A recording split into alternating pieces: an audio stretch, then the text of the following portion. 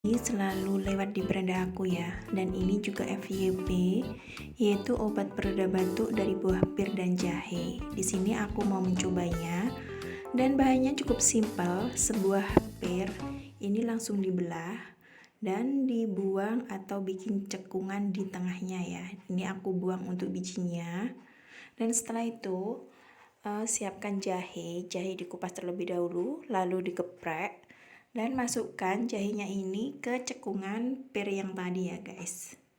Masukkan untuk semua jahe, lalu tutup lagi dan kukus kurang lebih 30 menit.